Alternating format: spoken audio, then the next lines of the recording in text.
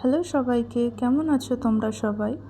আমার চ্যানেলে কাঁকুর গাছের ভিডিও আগেও পোস্ট করা আছে। যারা ভিডিওটা দেখেছো তারা জানো যে এর আগে কাঁকুরটাকে আমি কাঁচা অবস্থাতেই পেরে ফেলেছিলাম।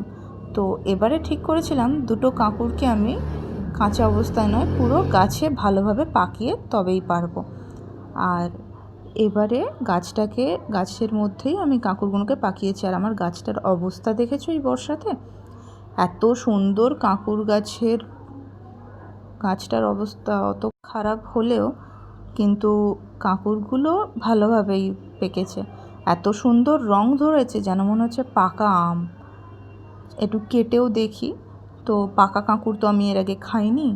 তো একই রকম দেখলাম, ভিতরটা কাঁচা অবস্থাতেও একই রকমেরই দেখতে ছিল, খালি এটা একটু বালি বালি ভাবটা বেশি। আর কাঁচা অবস্থায় যেমন একটু শসা যেমন কাঁচাতে লাগে সেই রকম ছিল, এটা যেহেতু পেকে গেছে অতটা ভাবটা নেই, একটু বালি বালি ভাব হয়ে গেছিলো। আপেলের মধ্যে যেরকম আমরা বালি বালি ভাবটা পাই ঠিক সেই রকম। আচ্ছা, তো একটুখানি খেয়েই দেখি।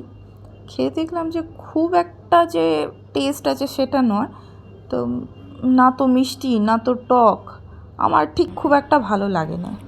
খেয়ে বলবি হ্যাঁ কেমন হয়েছে।